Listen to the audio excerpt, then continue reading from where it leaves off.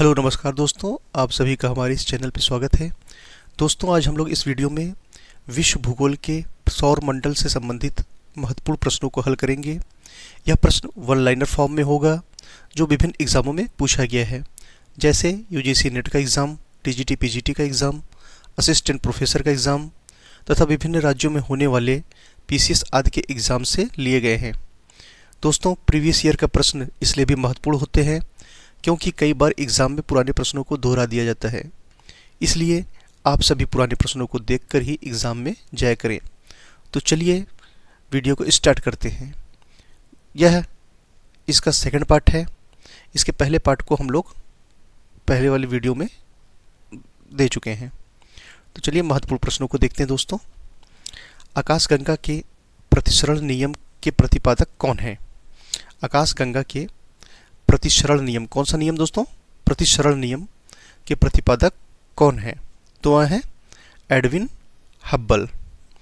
दूसरा प्रश्न है, हमारी आकाशगंगा का एक तारा है, तो वह कौन सा है? वह सूर्य है।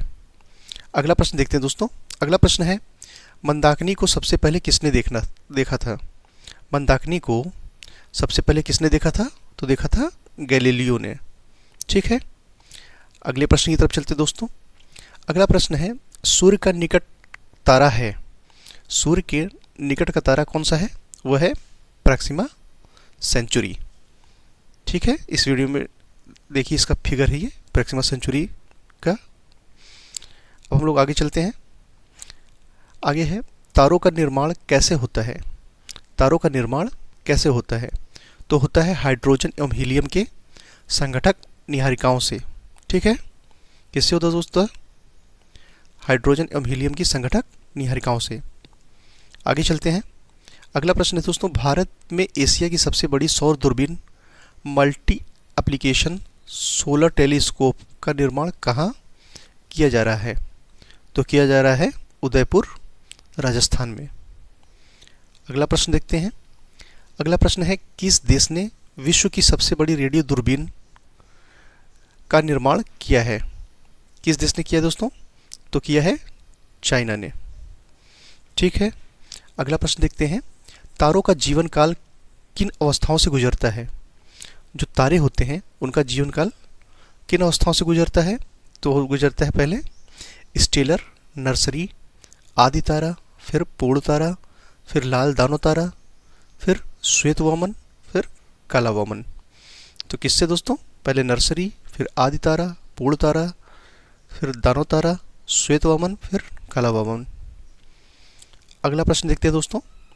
अगला प्रश्न है, तारे का द्रव्यमान सूर्य के द्रव्यमान से कम या बराबर हो तो वह लाल दानों से किस में परिवर्तित होता है?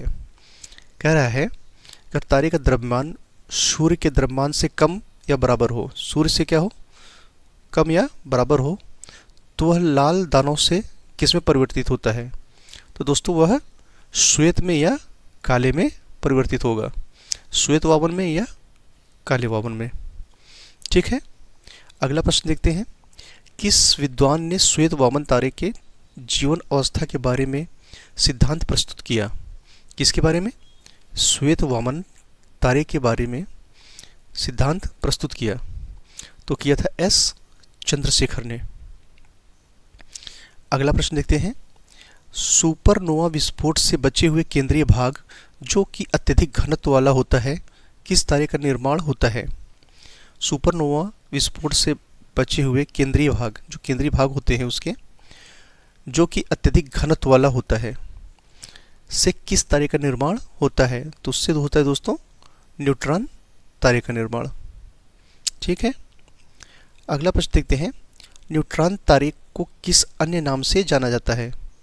तो उसको पल्सर के नाम से जाना जाता है। देखिए दोस्तों, ये कई बार पूछा गया है कि पल्सर क्या है। तो पल्सर क्या है? न्यूट्रॉन तारे को ही पल्सर कहते हैं। ठीक, अगला प्रश्न देखते हैं। सप्तऋषि तारामंडल से किस तारे का संकेत प्राप्त होता है? तो ये आप लोग सभी जानते हैं दोस्तों कि सप्तऋषि से किस तारे का संकेत प्राप्त होता है? वो होता है ध्रुव तारे का। ठीक है, सप्तऋषि से ध्रुव तारे का संकेत प्राप्त होता है। अगला प्रश्न है, ध्रुव तारा किस दिशा में चमकता है? तो ये सब भी जानते हैं, बचपन से ही सब लोग जानते हैं इसको। किस दिशा में चमकता है दोस्तों? उत्तर दिशा में। अगला प्रश्न देखते हैं। एक निश्चित आकृति में व्यवस्थित तारे के समूह को क्या कहते हैं? किसमें व्यवस्थित हो? एक निश्चित आकृति में, ठीक है। तारे के समूह को क्या कहते हैं? तो उसको कहते हैं नक्षत्र। अगला प्रश्न देखते हैं दोस्तों। अगला प्रश्न है सुपरनोवा क्या है? तो सुपरनोवा क्या होता है दोस्तों? जो तारे डेड हो जाते हैं उन्हीं को कहते हैं सुपरनोवा। मृतप्राय तारे को सुपरनोवा कहा जाता है। नेक्स्ट देखते हैं, प्रकाश वर्ष किसकी इकाई है? प्रकाश वर्ष किसकी इकाई होती है दोस्तों? तो यह दूरी की इकाई होती है। अगला प्रश्न है, निर्वात में प्रकाश द्वारा 3 × 10⁸ किमी प्रति सेकंड की गति से 1 वर्ष में चली गई दूरी कहलाता है। तो क्या कहलाता है वो? प्रकाश वर्ष। किसमें? निर्वात में प्रकाश द्वारा 3 × 10⁸ किमी प्रति सेकंड की गति से चली गई दूरी क्या कहलाता है? तो कहलाता है प्रकाश वर्ष, ठीक है। और प्रकाश वर्ष किसकी इकाई होती है दोस्तों? वो होती है दूरी की, ठीक है। अगला प्रश्न देखते हैं।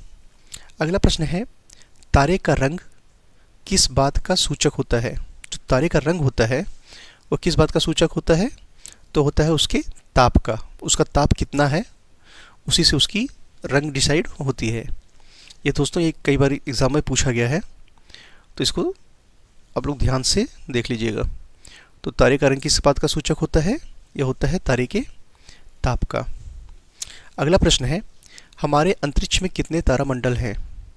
जो हमारा अंतरिक्ष है उसमें कितने तारामंडल हैं? तो उसमें लगभग 88 तारामंडल हैं, 88 तारामंडल है। नेक्स्ट प्रश्न है दोस्तों, नेक्स्ट प्रश्न है, ध्रुव तारे का संकेत किस तारामंडल से प्राप्त होता है? ध्रुव तारे का संकेत किस तारामंडल से प्राप्त होता है? तो वह सप्तऋषि तारामंडल से प्राप्त होता है। और ध्रुव तारा किस दिशा में दिखता है? तो वह उत्तर दिशा में, ठीक है दोस्तों। अब हम थोड़ा सा सौरमंडल के बारे में जानते हैं दोस्तों। सौरमंडल क्या होता है? सूर्य के चारों ओर चक्कर लगाने वाले विभिन्न ग्रहों, धूमकेतुओं, उल्काओं, क्षुद्र ग्रहों एवं अन्य आकाशीय पिंडों के समूह को सौरमंडल कहते हैं। सौरमंडल में कुल 8 ग्रह हैं। इसका फिगर दोस्तों ये देखिए, इसके चित्र को, ये सौरमंडल का चित्र है। इसमें क्या है? 8 ग्रह हैं जो सूर्य की क्या करते हैं? परिक्रमा करते हैं, सूर्य का चक्कर लगाते हैं, ठीक है दोस्तों। इस प्रकार ये महत्वपूर्ण प्रश्न रहे। यह वीडियो अच्छा लगा हो दोस्तों, इससे आपको कोई लाभ हुआ हो तो प्लीज़ इसको लाइक, कमेंट एंड शेयर करिएगा, ठीक है। जय हिंद दोस्तों।